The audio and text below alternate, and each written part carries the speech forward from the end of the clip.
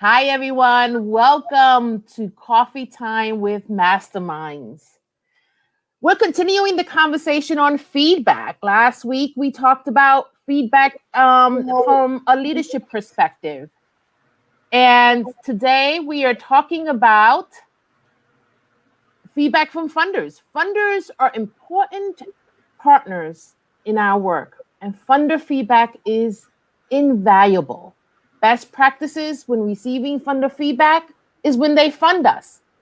But when they don't, there's some work that we need to do. And so this week, we're going to talk about building stronger grant applications by using funder feedback, strengthening our relationships with funders, and building better programs. So welcome to Coffee Time with Masterminds, a 30-minute conversation with leaders of mission-based organizations. And if you're joining us for the first time, let us know where you're from and give us your name in the chat.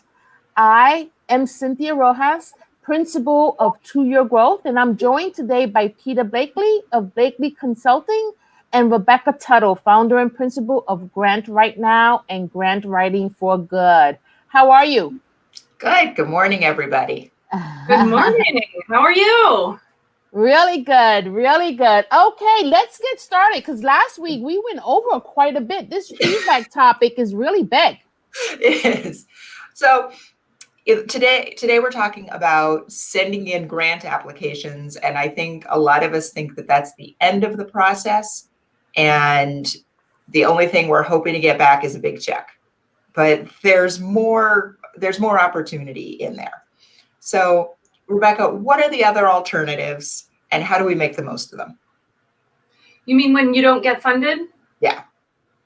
That's a great question because oftentimes that's a very emotional process. I look at it like a college acceptance letter. If the envelope is big, right? Maybe it's electronic now, but back when we were in college, right? The big envelope, you got in. It was little, it was not so much. So, you could do a lot with a grant writing rejection instead of getting mad. They didn't fund me. How dare they not do that? Or, getting down on yourself that your proposal wasn't good enough. There's a host of reasons why it might not be funded. Oftentimes, funders already have funding designated to other organizations, and you weren't one of them this time. It could be that they gave out all their funds and they didn't have enough left in this cycle to give out the rest to the selected applicants, who had applied. But what you could do with that information is always take it back to your organization. And then I say 24-hour it. You want to put it down, kind of clear your mind a little bit, and then go back and read it in its entirety. And then give a copy to everyone on your team, have them read it, everyone get together and talk about it and figure out kind of what went wrong or maybe why it wasn't funded. And then formulate some questions and reach out to the funder and ask them why. But if we ask them why when we're emotionally charged, conversation's not going to go well. Yeah, that's a wonderful strategy, Rebecca. That's when I used to do autopsies or post event evaluations with the team post-mortem. You have to be detached from it to really dig deep into what went wrong and how to make it better. Otherwise, you're caught up in your emotions. So I love that. I love that idea. And it might not be that you did something wrong. It just could mean it's a new opportunity to take that same proposal and bring it somewhere else or bring it back to the funder. Because taking that initiative to ask what the feedback is shows a funder that you picked them because they're a right fit and you're committed. And they might ask you to apply next time. Yeah. A lot of the big grants, it's really typical to have to apply twice. Mm-hmm. And that's part of the process to apply, to get feedback and to apply again. Oh yeah. I actually remember once part of our strategy for applying to a major grant was we were going to get it the third time. We didn't plan on it. We knew we wouldn't get it the first time, but we were going to learn from the feedback. Turned out we got it the second time. And it ended, it was wonderful to get this tsunami of funding, but it meant that we were in hyper growth very quickly because we were expecting to get it a year later. So it does happen. It does happen. You weren't ramped up for it. Yeah. I do have a question. Sometimes we ask for feedback and we don't get it. Now you're in this work a lot more than me and Peter. Do you find that most funders give feedback, or most don't, or you need a relationship? What do you find? It depends. If the funder says no unsolicited proposals, meaning don't apply unless we invite you to, and you go ahead and apply, they didn't want your proposal to begin with. So, there's no communication there. If they don't offer feedback, you may never get it, even if you do have a relationship with that funder. That's why it's so important to go back to your team, 24-hour it, right? Let it down, let it rest. And then you read it yourself, because it's like the cereal aisle. I know where that cereal I buy every week sits. Why can't I find it today, right? You might have missed something that in your proposal that you're looking and looking at through all of the editing time you're spending, and you just missed it. Or you're so familiar that you don't pick up that someone maybe doesn't understand that section. So if that feedback isn't available from a funder, definitely strategize and get it from your team. If it is available from a funder, they may have a process. For example, state and federal funding, they give you written feedback in a time frame, and it's all laid out for you there. But if it's a private foundation, they may not give you that feedback, or you may call and ask, but they're not going to say, here's everything. You want to target those questions that you want to ask them, Yeah. Because I would imagine managing the feedback loop for funders can be cumbersome. I mean, I don't know how many applicants they get, but I'm sure it's a lot. And if they're going to choose 5 out of 50, that's 45 people that may be asking for feedback. And that's a full-time job. Mm-hmm. And I like to say 9 out of 10 proposals are not funded. So you want to make sure that you have a nice, diverse forecast of opportunities before you that you could pursue, so that you're not putting all your eggs in one basket. And, because remember, just because we're not funded doesn't mean the people that need our help go away. Right. If anything, their needs have risen, so we have to raise more funding, and then we'd have disruption in our fundraising. So the more strategic you can be, the more planning you can do, and talk to funders in advance of the ask and get to know them.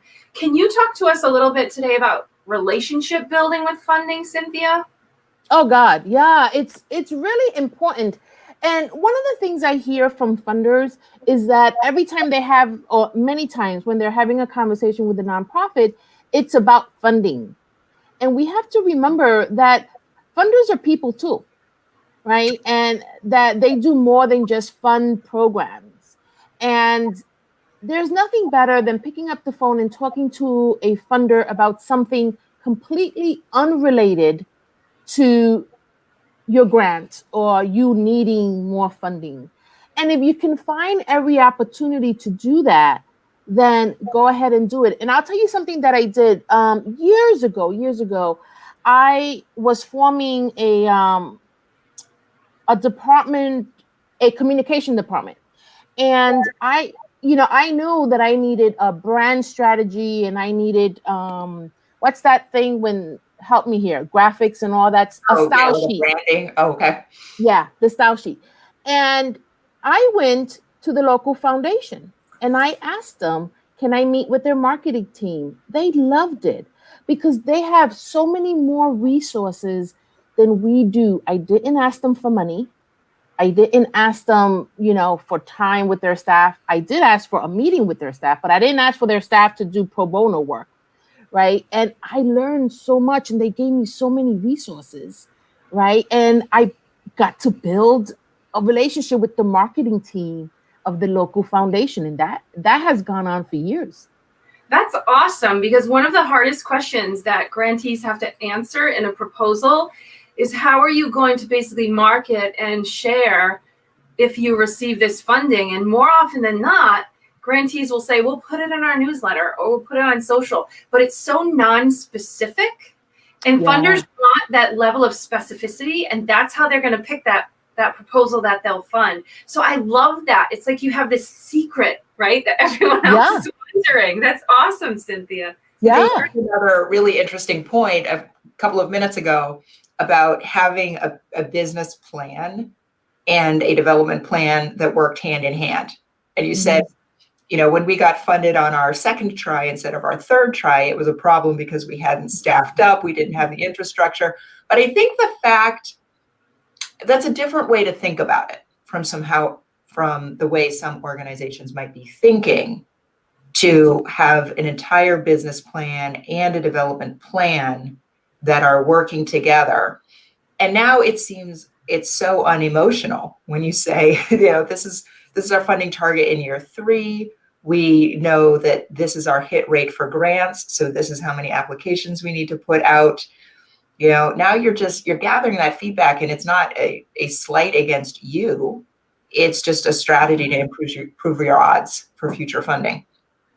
But they can also use the data. See, this is where data comes in, because if you're using your data to show that you should be on a trajectory of growth for funding, and you can use that information to convince funders to make multi-year investments in your organization. It's when organizations become so business-like, doing what you're describing, Peta, that you wonder if they've gotten so big that now this nonprofit is actually a business, even though nonprofits are businesses, right? They are in business. They are businesses. Oh, yeah. So one of the things that Rebecca said and Peta just confirmed, I love this idea of a business plan, but there are smaller nonprofits that really do depend on that $5,000 and $10,000 grant, right? And they don't have the capacity. Oh, we've lost Rebecca, but we'll keep going. But they don't have the capacity to focus on an array of diversification in terms of grant funding, right? So hey, Rebecca, you're back. Do you hear us? I was like, why did I get kicked out twice today? Sorry, guys. I don't know. Your internet has a different intention today. That's what's happening. So I'm like, what happened?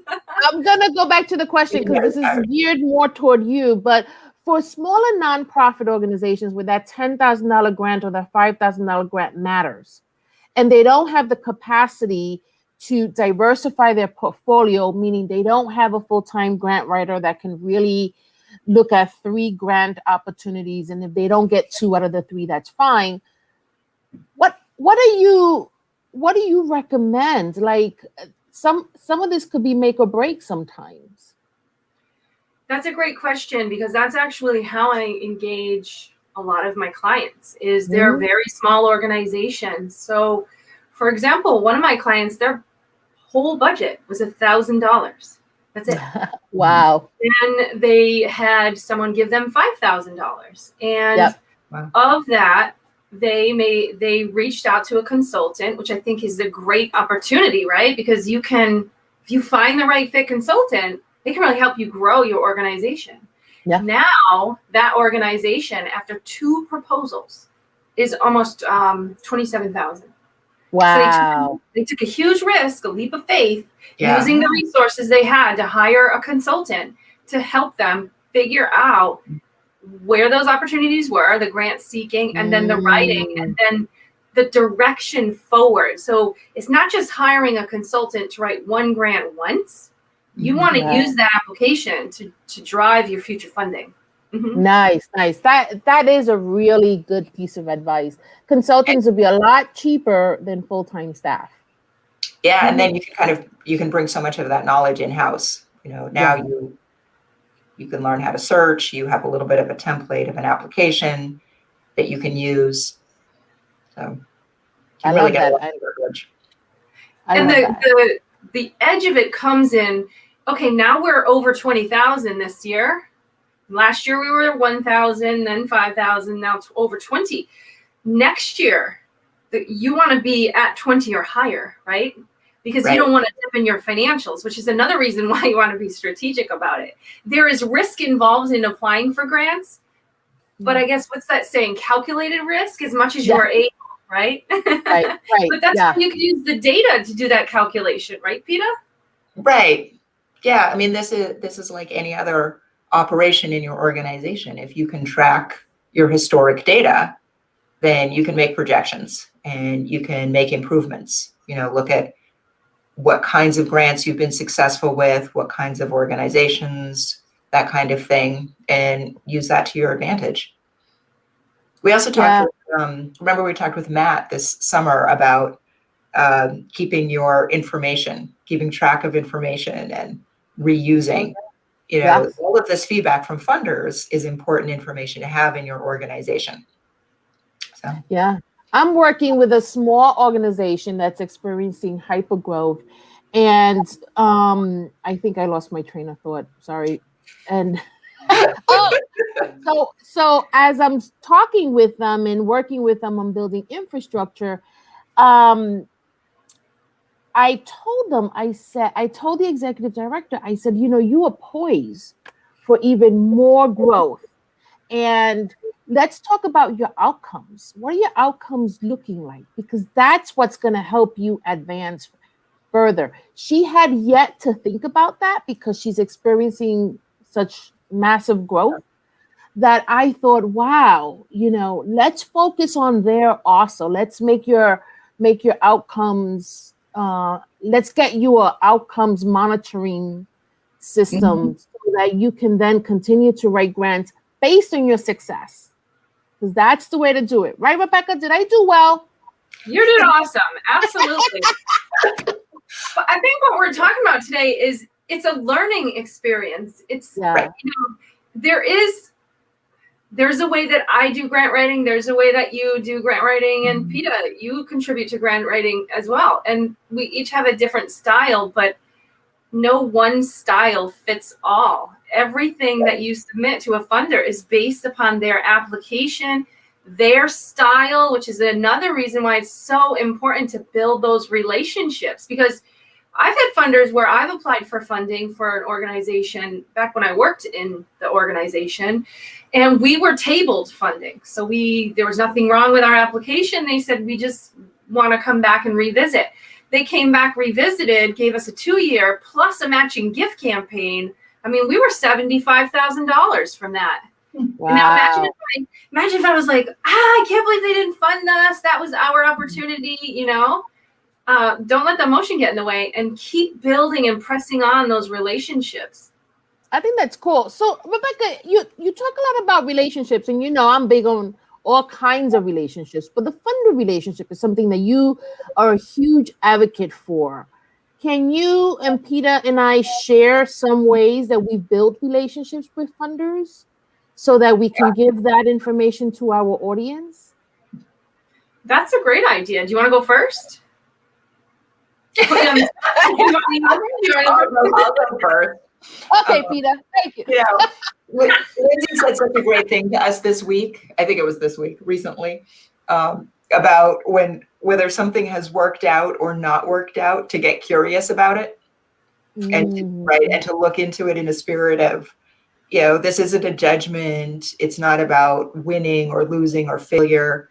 It doesn't indicate that we're bad people or anything like that. Right. We tried that. Let's look at what happened, right? Look at it with a sense of curiosity. And I think you can take that sense of curiosity in partnership with funders and say, help us learn here. You're an important partner in this work, in this community. And, we all want to be doing good work here. So that's the spirit in which to be asking about feedback. And then it can come back to your program in lots of ways, whether it was specifically about the grant application or about the program design or about your ability to demonstrate your outcomes. Those become potential work to improve your programs going forward. Yeah, so I can go next. I wrote some notes out. So I'm just not that fast on my feet.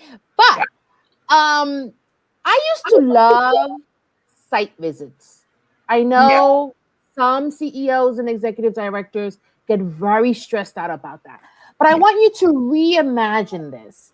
You have a funder sitting across your table, potentially uninterrupted time, not distracted by their email or their phone. They're in your space.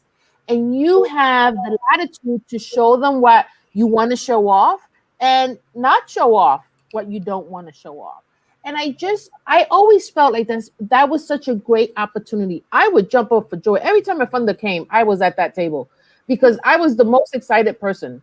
And I just think that's a missed opportunity. A lot of nonprofits see that as very stressful. So rethink that. It's an inspection, but it's an opportunity to show them the stuff that doesn't come through in the written documentation. There's so much that doesn't come through, especially when you have to do like 1-inch margins, 12-point font, and 10 pages. Another thing, funders are also trying to change the world, just like your nonprofit is.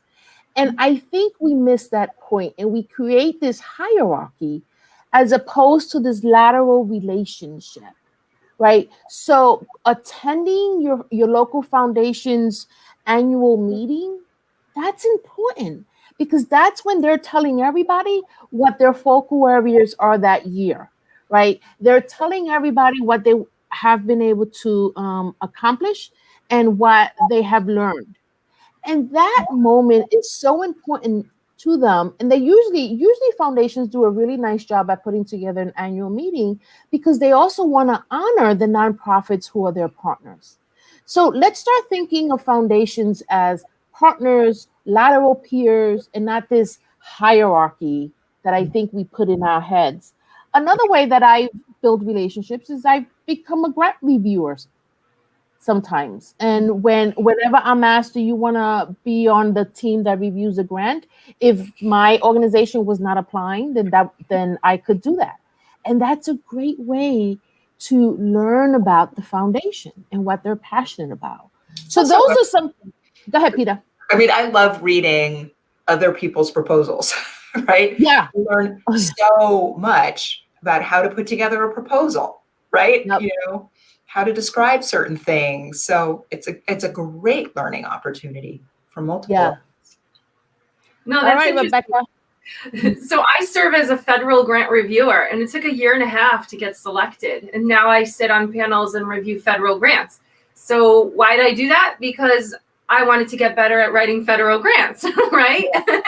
So a lot of the things that you're talking about, Cynthia, are just great techniques for you to obtain both the learning, right? Learning more about what the needs in your community are by reviewing proposals, the different style of writing being submitted to foundations, so you can gauge how does your work measure against others who are submitting, and the ones that are selected for funding, you start to see themes in those applications as well.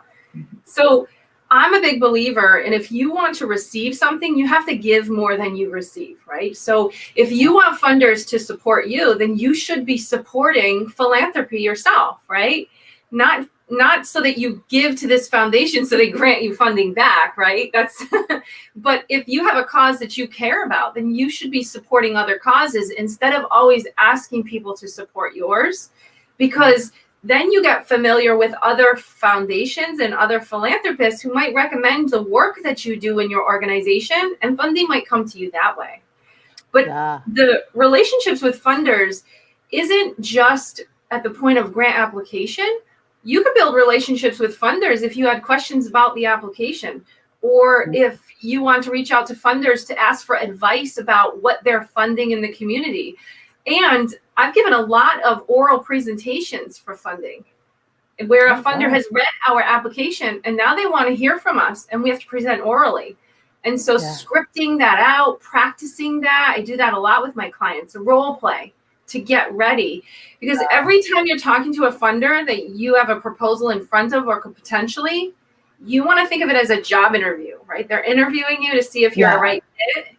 So there's a whole methodology, but be casual. They're people too. They're human beings. Yeah. And one of the pieces that I see organizations getting really stressed out about is reporting outcomes. And they feel like they can't apply for more funding because they haven't measured outcomes or whatever. And I think they just get fearful and don't want to engage around it. And that's a missed opportunity to talk to funders and say, you know, here's what we've got. I talk to organizations about having a kind of wish list of measures. Here's what we have. Here's what's on our wish list. We acknowledge that these things are missing and let them help you prioritize, right? I think if you can demonstrate that you're working on it, that can go a long way to building the community too. Absolutely. Yeah. Absolutely. We have a vendor right now. I can give you a real world example. Yeah. So they have offered my client to support them at the $10,000 level, and they want to know how many people you're going to serve. They want to serve the most amount of people, and they want the majority of the funds, if not all of them, to go directly to the client.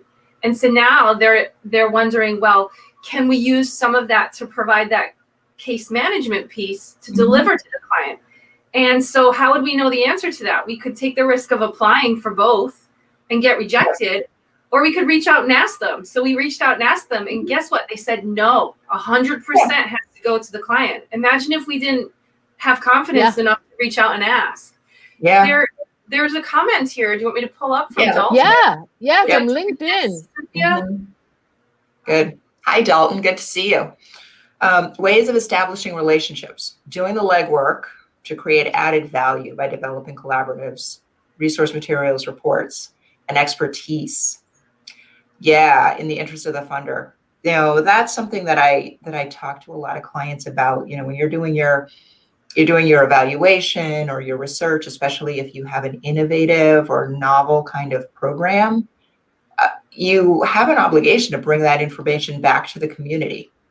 And the funders are a really important dissemination partner for that. So don't feel like you have to write, a book or right, or that it doesn't count because it wasn't written by an academic or something, but a blog post that says, here's what we tried, here's what were some obstacles in the implementation, here are the decisions that we ended up making, and then offer that to the funder and say, hey, do you guys want to post this? It's very simple, not fancy, but what a great way to bring them back even more than they might have expected and to really contribute to the field. Yeah. Oh, yeah. This is really, really, really good stuff. I mean, my great takeaway is that funders are people too, and they too are trying to change the world, and they can only change it with you as a nonprofit. And so my hope is that we continue to see them as partners. Yeah. Can we go next to my takeaway? Yes. Renee, sorry. I was about to ask Renee for her takeaway. Renee, give us your takeaway too. Dalton, give us your takeaway. That's a great idea. Rebecca, what do you want to leave us with? What's the action step for today? Yeah. Just prepare ahead of time. Remember that conversations with funders are meant to be meaningful. It's not about the money. It's not about the funding. It's about the difference that their support makes when they invest in your organization. Mm-hmm. That's where the term community investment comes from. And just sharing with a funder through your application and your grant vision, how together you can make this impact, right? We hear words like collective impact. Yeah. This is where all of that language comes from. And, just remember, if it's not a right fit right now, it could be leading you to a new opportunity. So don't get discouraged. Right. That's the thing. Keep going. Keep going. No only means no for now. There's a yes in the future. There's a yes in the future. Awesome. How about you, Peta? Do you have a takeaway? My takeaway is that the application isn't done when it's in. We put so much energy. I know they're really hard to write. It's a huge investment of time and energy when you put that application in. And so there's a tendency to think that submitting it is the finish line, and that when you hear back, especially if you don't hear back with a check, that it's just a little passing disappointment. But lean into being curious about it. Think about how you can really use any kind of feedback to improve your processes. Yeah. Oh, I gave my takeaway. Oh, okay.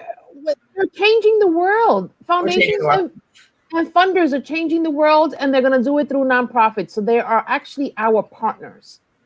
And so let's see them like that. Let's also support foundations. and not just think about this as a one-way street. I also want to acknowledge that Myra LaSalle is with us, and Hi, thank Myra. you for that beautiful compliment. She said, "You ladies rock." Yes, we do. Have a All great. right. I just found out it's a long weekend, so. And that's the trouble with being a consultant, right? Is that you lose track of the federal holidays, and Yeah. sometimes I'm like shocked. I'm like, "What? Nobody's working Apparently today?" you won't meet with me on Monday, so. We'll have a nice slow Monday, which is always great to catch up on. But Let's have a great long weekend. yeah. All right, everybody. Well, thank you. Thank you, Rebecca, for always teaching us how to deal and best practices with our funders. I think she's frozen. Otherwise, she's like